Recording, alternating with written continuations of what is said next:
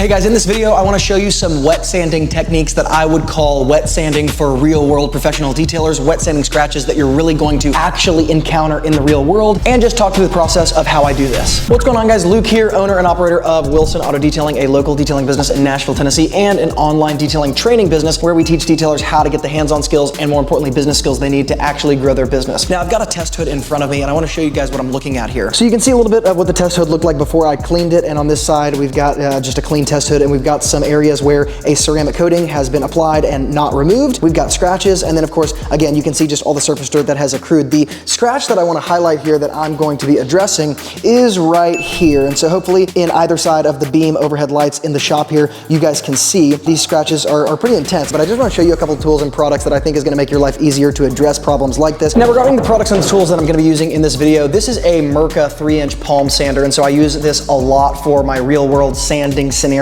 because it's a little bit easier to work with than a dual action polisher, but just understand that you can absolutely use a 3-inch dual action polisher to do this. It's the same exact orbital motion. I believe this has a 5mm throw. I'm also going to be using a Rupes X-Cut foam interface 2000 grit sanding pad. The reason is these are easy to get for detailers. I like even some of the Mirka sanding discs or the Trizact discs, but in terms of easy to get, this is super easy to get and relatively easy to work with because it does have a really thin foam interface, and so we're not going to be leveling any texture when we use this. We're going to be, in some sense, texture matching, but this is a test hood, so it really doesn't matter anyways. Now, I'm going to spray a little bit of water onto the area that we're working on here, and I'm going to spray a little bit of water onto the sanding disc that we're using as well, and I'll just kind of rub all this in so I get an even spread of water. And then what I want to do is turn my orbital sander on here, and I'm going to keep it on the lowest setting possible, and I'll just let you guys kind of see what this looks like really quickly. You can hear how quiet it is, but all I'm going to be doing is moving it back and forth, and I'm trying to get a bit of a read for this scratch, and all I want to do is see what my scratch pattern looks like. So I'm going to take a little bit of air,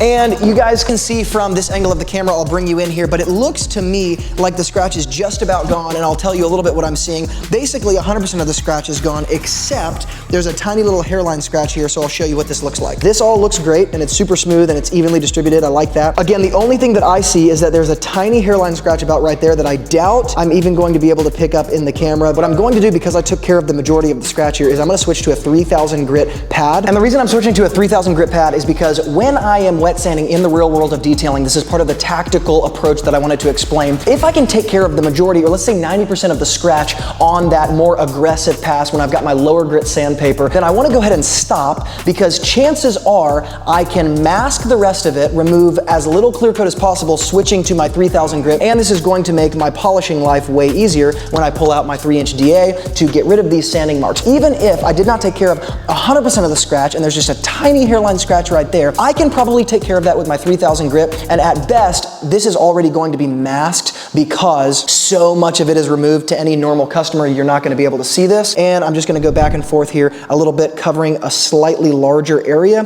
so that I have only 3000 grit scratches by the end, and the borders are also 3000 grit. And at about this point, right now-ish, I'm kind of being excessive because I want to make sure this is super easy to remove. And I don't want to speed this up so that you guys can see in real time what this is. All I'm doing is scratching my way to finer and finer scratches that are easy to remove with a DA polisher. That's it. Alrighty. And you guys can probably also see why I do like using a palm sander when I'm doing some real world scratch removal, because it is just a little bit easier to use than a DA polisher. So now we have a larger scratch pattern here, and what we can see is that there is an area in the middle that obviously had a more aggressive approach. And so when I say that I went around the area and I increased the surface area, you can actually see the differentiation here, because this area got sanded with 2000 and 3000. The border area around here only got sanded with 3000. Now there is kind of an argument to say that I could go ahead and take the 3000 grit and really try to even this out as much as possible. Because we're working on a test hood, I really don't need to, and it kind of just wastes time in terms of the point that I'm trying trying to make. So here's the scratch pattern that we're gonna go ahead and polish out. Now I'm just gonna go ahead and take a little Meguiar's 110 polish here, and I'm going to apply it directly to the test hood. Again, I wouldn't necessarily do it this way in real life, and yes, I would season the pad before I actually started doing this, but for the sake of me working on a test hood, this is how I am going to prime the pad. I don't suggest doing this in real life, okay?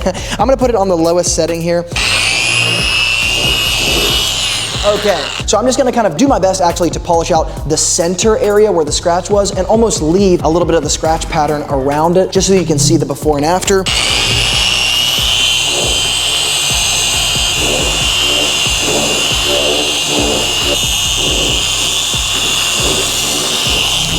This is really going to emphasize what I was talking about with the hairline scratch, but what I want to do before I bring you guys in is actually run a finishing polish over this area to make it really glossy. It'll help you see the hairline scratch here a little bit better, and we did avoid the borders here, so we still have the sanding marks around here. So this is just a perfect scenario for teaching, which is what I love. Now all I'm doing here is dabbing a little finishing polish so that I can get just enough gloss to make this make a lot of sense when we come in for the after result.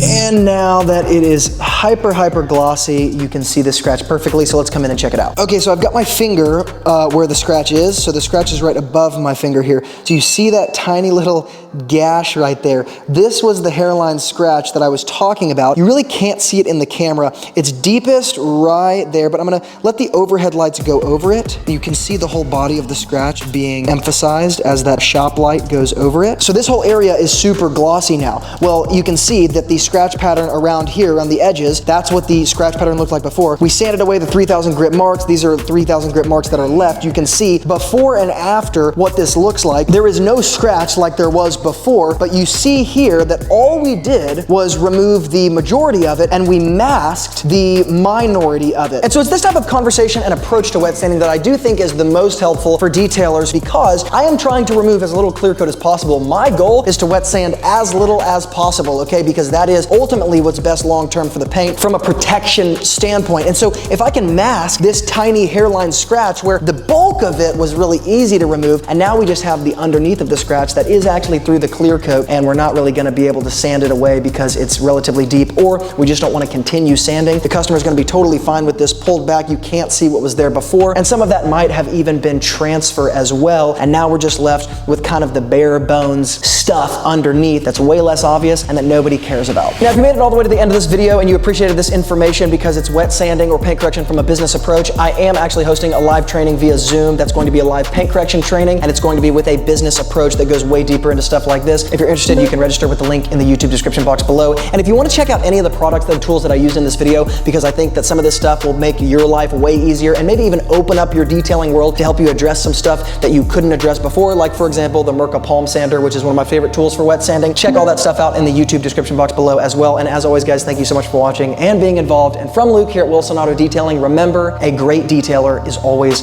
learning. And I will see you guys in the next video.